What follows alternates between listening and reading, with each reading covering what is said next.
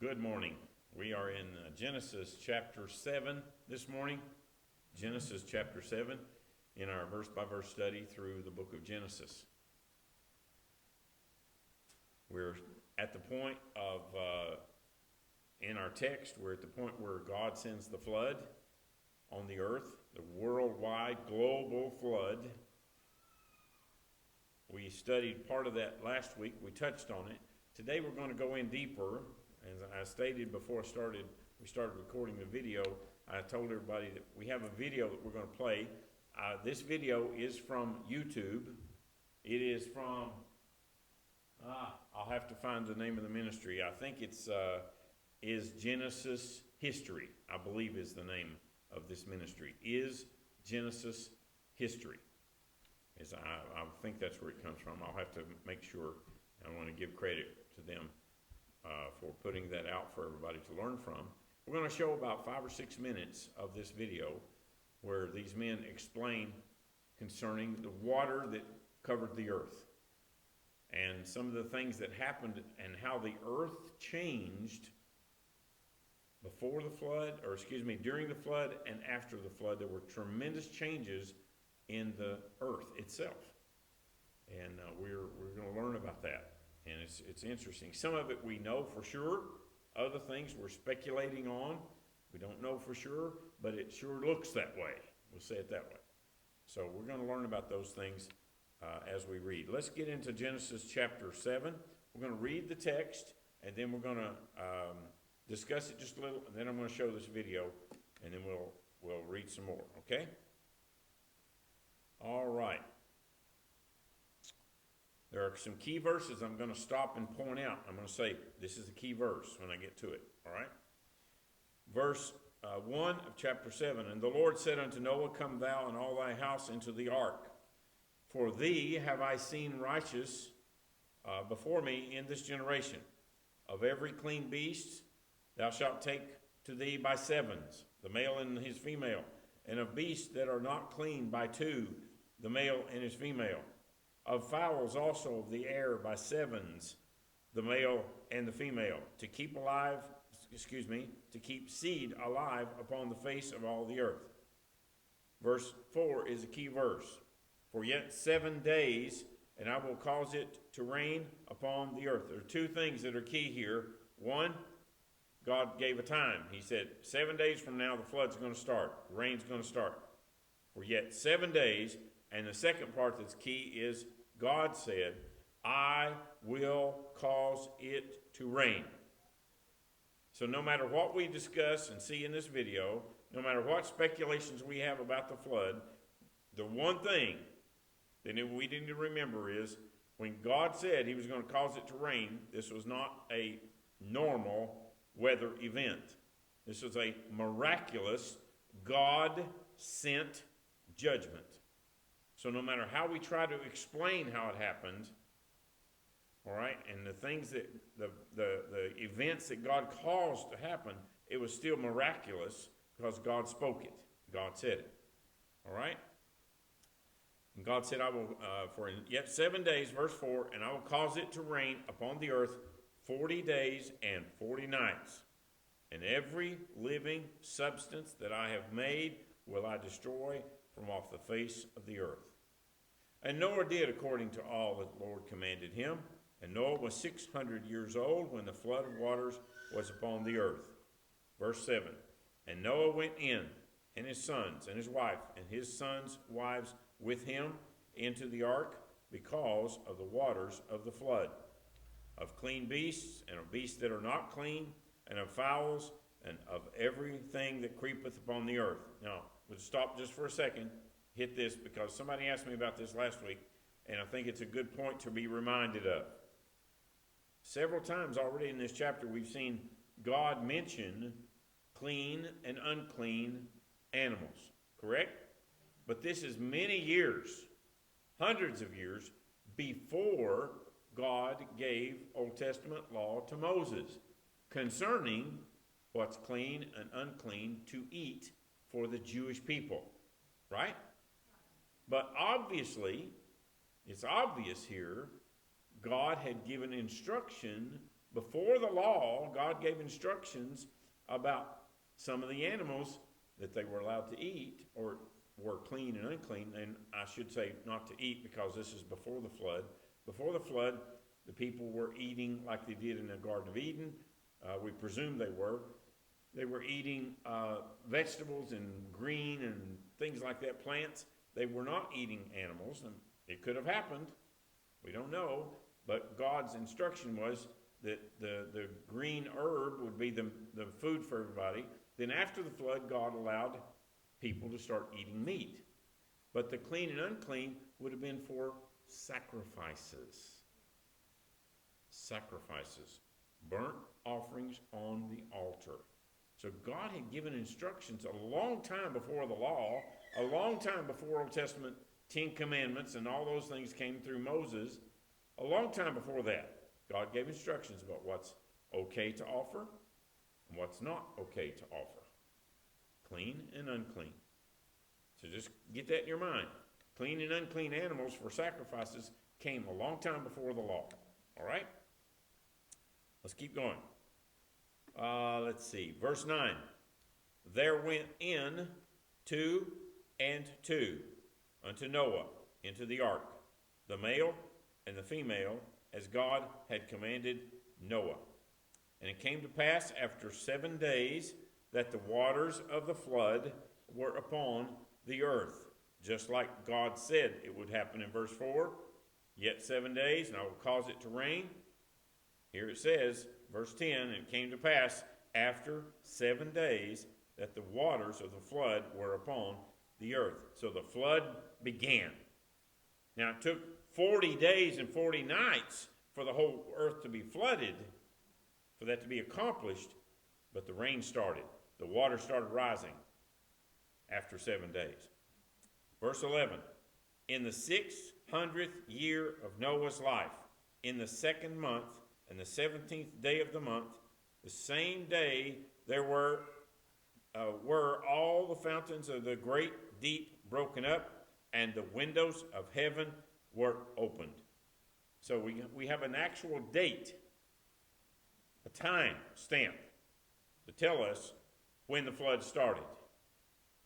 God said it's going to happen in 7 days. That 7th day came, and this is what happened. On the 600th year of Noah's life, verse 11, the 2nd month and the 17th day of the month. So they're in the ark, and the rain and the water has started. Not just rain, but also the water has started rising from the earth. Okay? We'll talk about it in just a minute.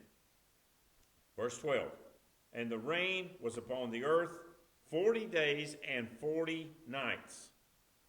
Did you know that it would be impossible in the climate and weather environment of the world right now, with the weather systems, the way everything circulates around the globe? Did you know it would be impossible? And I gathered this from scientists. I didn't know this until I heard scientists talk about how this happens. It's impossible for it to rain all over the earth at one time for 40 days and 40 nights now. It can't happen. It can't happen. There is not enough water vapor and evaporation that could happen that quickly for it to rain without stopping for 40 days and 40 nights on the whole globe at one time. It can't happen. But in Noah's day, it could happen because God had something set up just for that. We'll get to it in just a minute. Verse 13. In the selfsame day entered Noah and Shem and Ham and Japheth and the sons of Noah and Noah's wife and the three wives of his sons with them into the ark. They and every beast after his kind, and all the cattle after their kind, and every creeping thing that creepeth upon the earth after his kind, and every fowl after his kind, and every bird of every sort. Now, we've talked a lot about the animals. We've already spent a couple of weeks talking about animals and their kinds, so we're not going to rehearse that. But verse 15, and they went into, I want to read this correctly. I'm sorry I keep messing it up. And they went in unto Noah into the ark, 2 and 2 of all flesh, wherein is the breath of life. And they that went in, male and female of all flesh. How many times has God kept saying that, male and female, through this text? These instructions to Noah, God repeated it over and over and over. He wouldn't be very popular today, would he? He is not very popular today. Because God created everything, every animal and every human, male and female. Yes. So that makes him very unpopular today. Especially to those who say, I'm not male nor female, I'm non-binary. Have you heard that a lot? I'm non-binary. I don't identify as neither. The first time I heard a Christian say that was a few years ago. I heard a Christian man say that his son was shacking up with a young lady who called herself, the non-binary hadn't been invented yet. It was not been that long ago. What was it called? She called herself, she said she was a girl who believed she was a boy. Okay? But she didn't believe in being neither one. It was really strange. They were both college students shacking up together. All right? He said the boy said he was a girl. He came home from 1 year of college. 1 year of college. 1 year of secular college, folks. Left as a Christian young man, came back 1 year later and had his fingernails grown and his hair grown, and he walked like a sissy, and he said he believed that God made a mistake and he's not a boy anymore, he's a girl. But then he shacked up with a girl who dressed like a boy and acted like a boy and said she was a boy. Now is that confusing or is that confusing? He's a girl and she's a boy, but they're living together. Don't ask me. I don't know. Okay. That's the first time I heard a Christian describe to me that that was okay.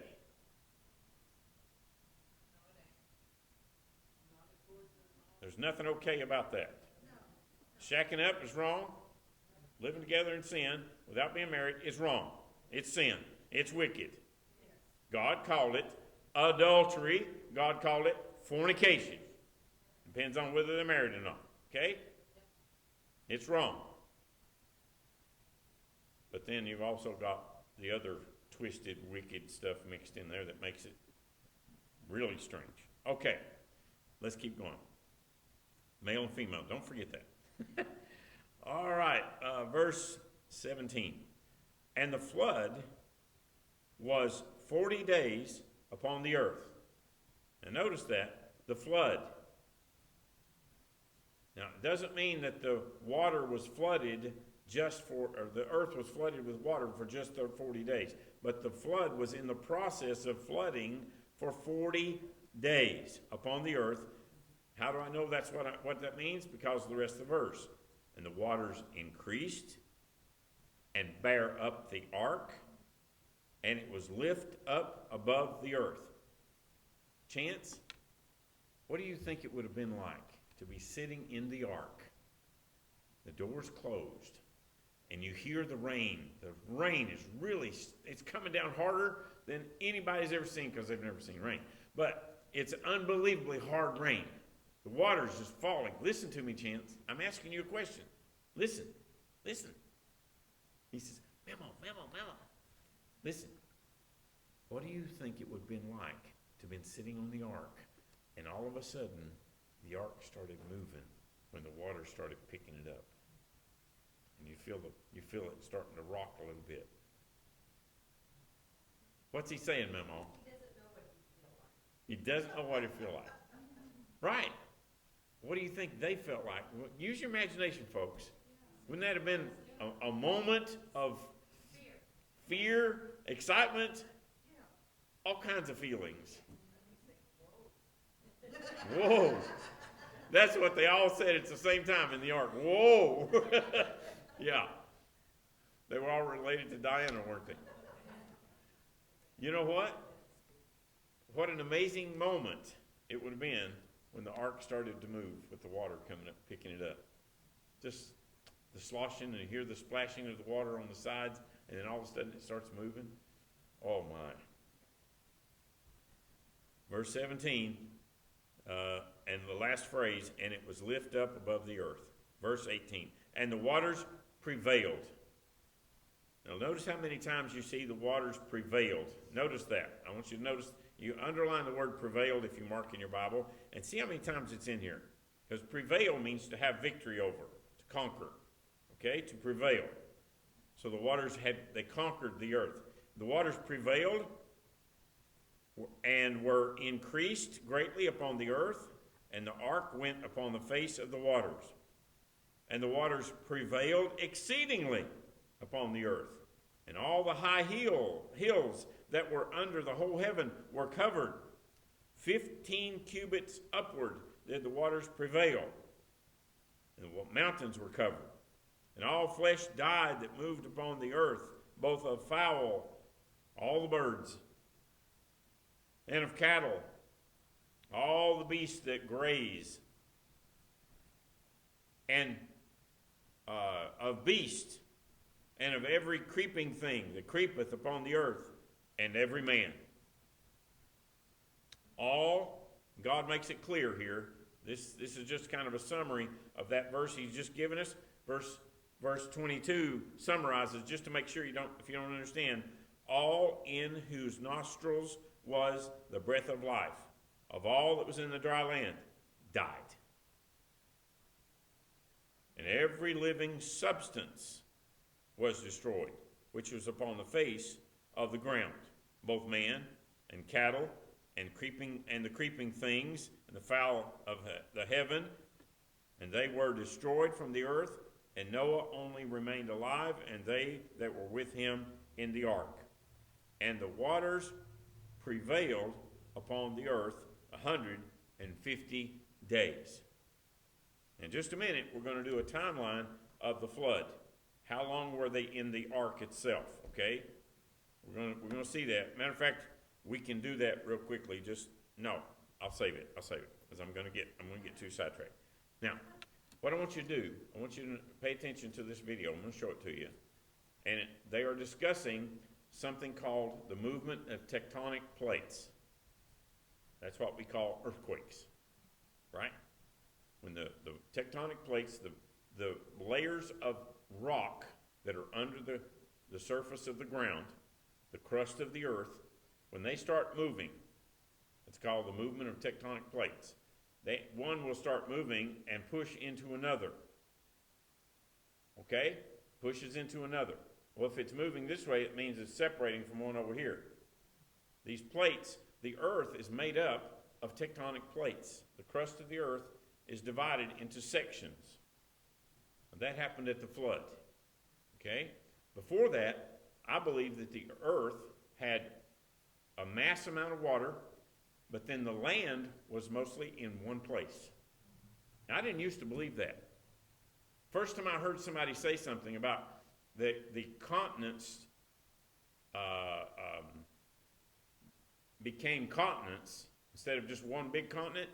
We have North America, South America, Africa, Europe, all, and the Antarctic and the Arctic.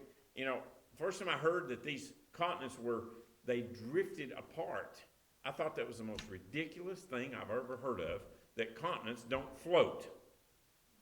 They weren't talking about floating. They don't float. They're attached, right? Yeah. They're not islands that float or something like that. No, they're attached. But they moved. And I'm going to show you. The first time I really understood that, I said, oh,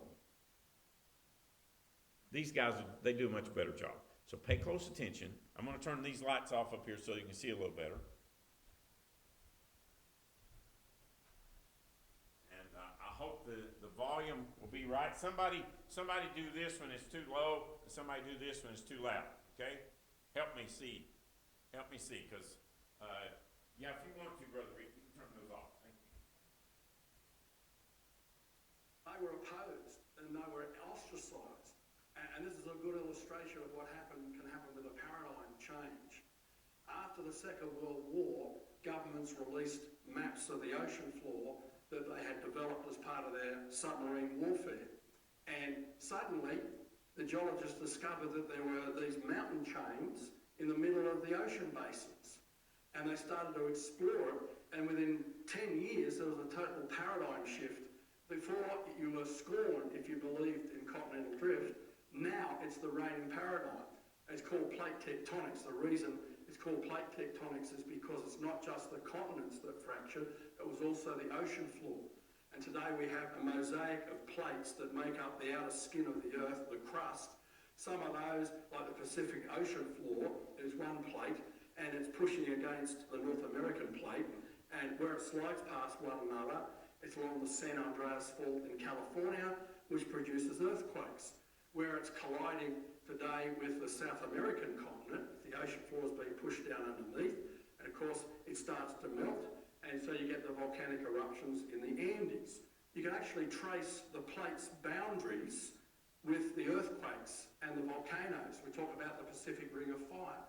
And so the reason why this idea took off of plate tectonics was because it was a very powerful way of explaining the features that we have on the Earth's surface today, where you have volcanoes, where you have earthquakes, those sorts of issues. And why you have that ridge at the bottom of the ocean. Correct. Now there's some things that the conventional plate tectonics model can't explain. And this takes us back to the flood.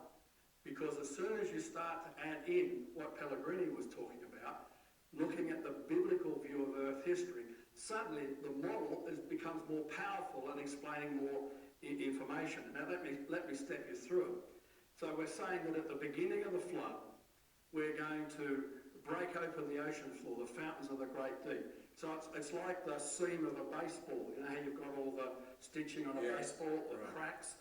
We're going to have 70,000 miles of volcanoes suddenly exploding and molten material coming up that's going to raise the ocean floor. You're going to have the steam jets come out because of the release of fluids from inside the earth. Those steam jets are going to take some of the ocean water and take it up into the atmosphere where it's going to drop. And the Bible talks about the windows of heaven opening, and it was torrential rainfall for 40 days and 40 nights. So the picture, it does explain that imagery that's described in the Bible. But it does more than that. Because one of the things that the conventional model doesn't come to grips with is that the fossils, many of the fossils are marine creatures, and they're found buried up on the continents. And so you've got to have a mechanism for taking creatures from the ocean floor and burying them up on the continents in rock layers. And the catastrophic plate tectonics model helps us to understand this, because you bring up this molten material, okay? Warm material is actually less dense because it expands. So if you have it happen rapidly, what's going to happen? You're going to produce all this new ocean floor very rapidly. It's going to be hot and warm, and it's going to take a while to cool, but it's going to expand. So if it expands, what's it going to do? It's going to push up the sea level.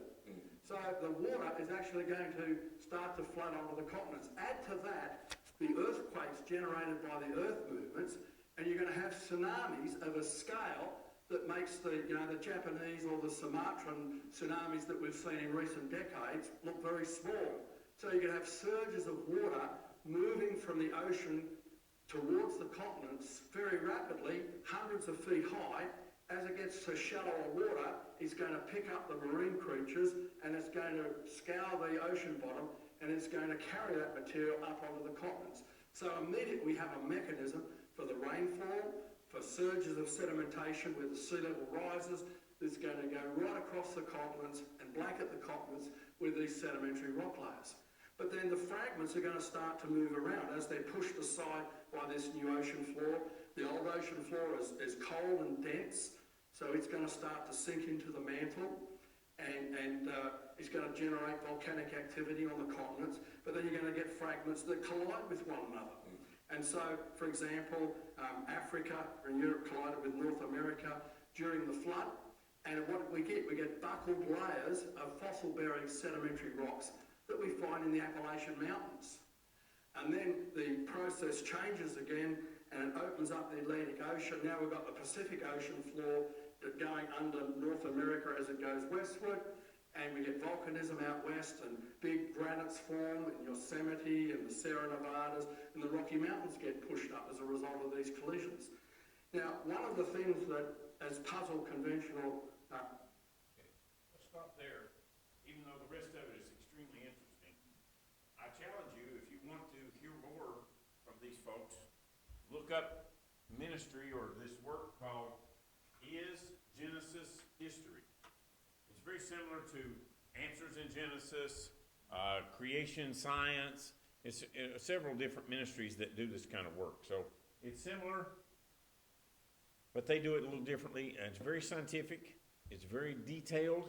So if you've got a good scientific mind and you can understand all their detailed talk, that one was pretty easy to get. But sometimes they get so deep that they lose me completely. So I challenge you, if you want to learn more about it, you should look them up and find out more. But the one thing I want to point out is they talked about the movement of the plates of the earth, the tectonic plates, all right? And what they say makes sense to me, especially when you, and they said something very interesting right at the beginning. I don't know if you caught it or not.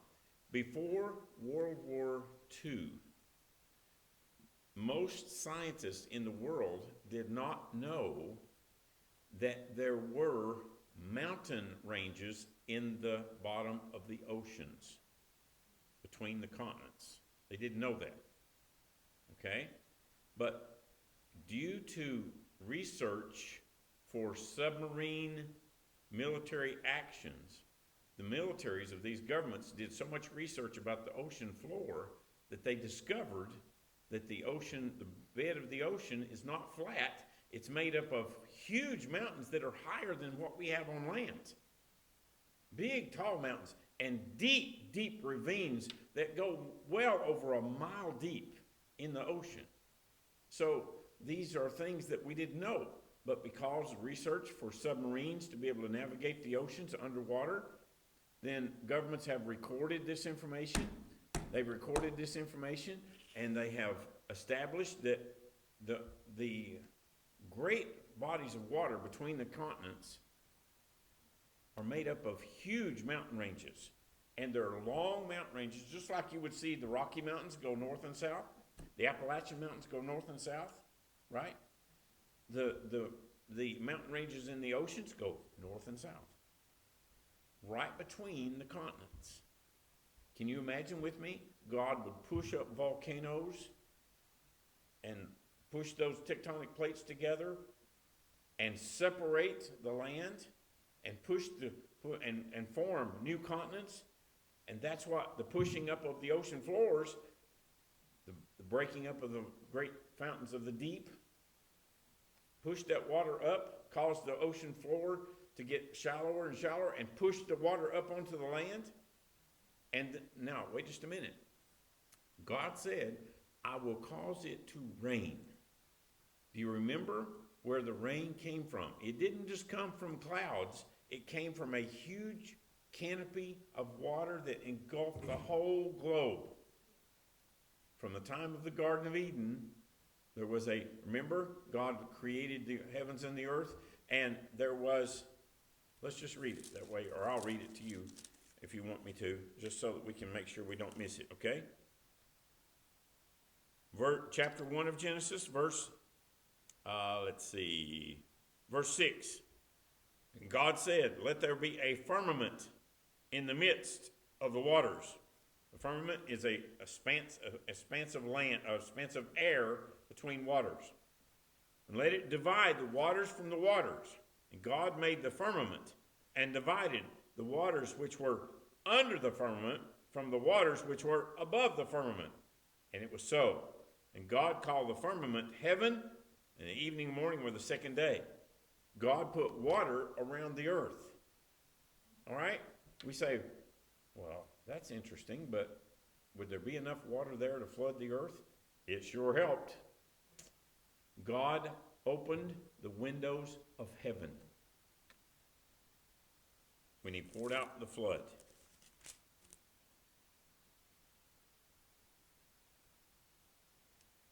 Somebody help me find the verse.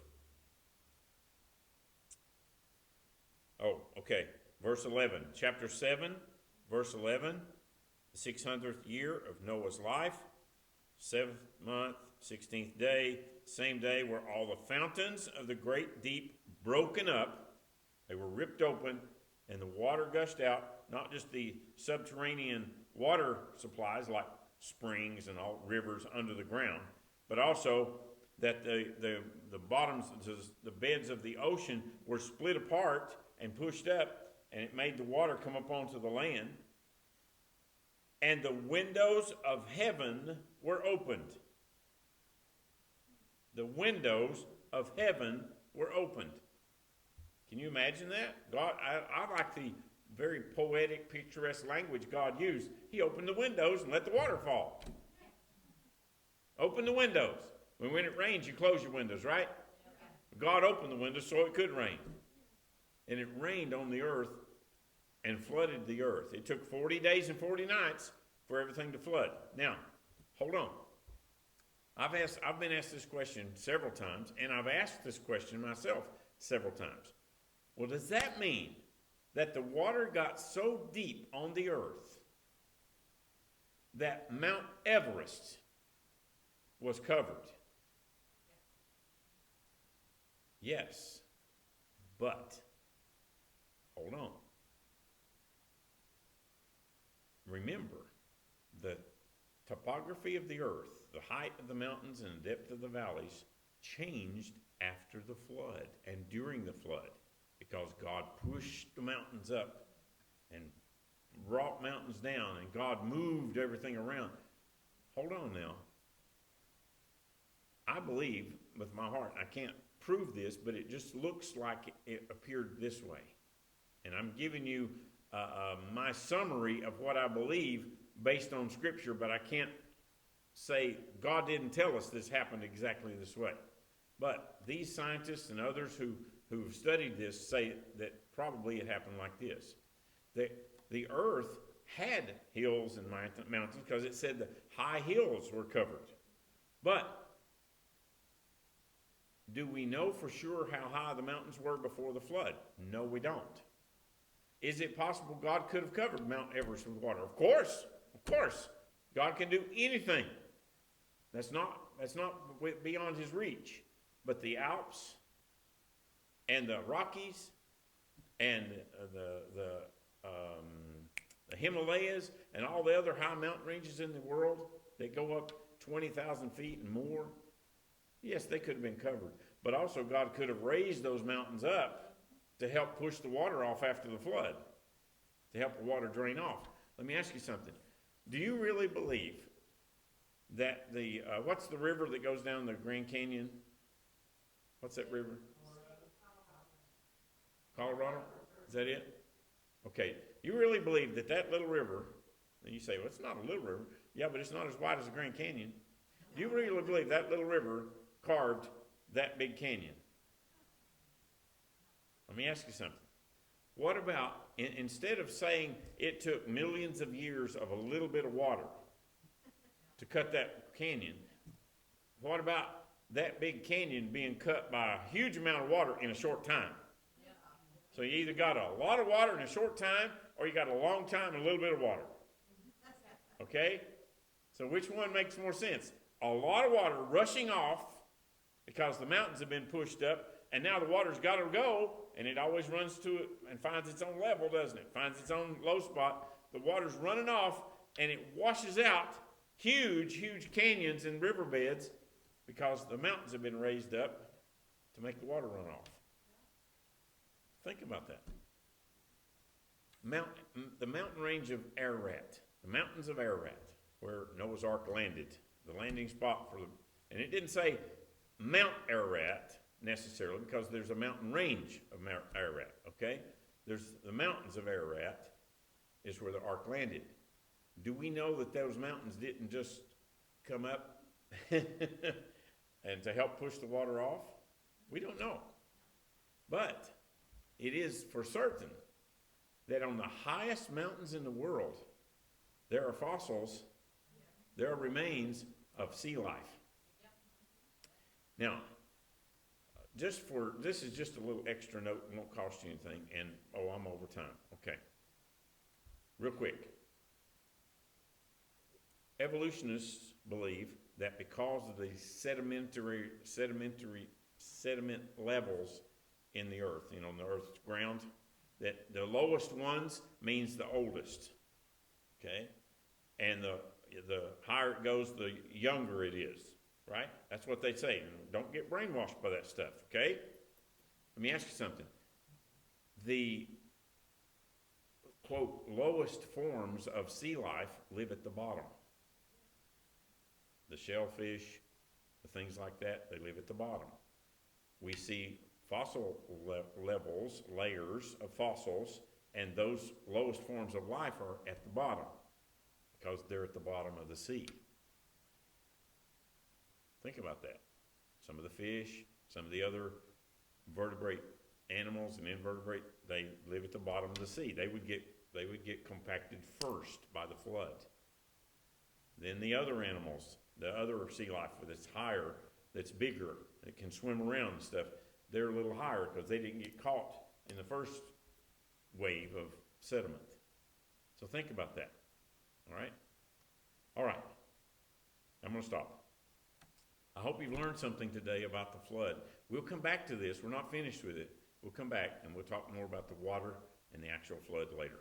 Father, thank you for your word. Thank you for the wisdom you can give us. Help us, Lord, to be careful to stay with your word and learn from those who believe your word to be true, and study this world and its features and understand it according to what you say, not what lost people say.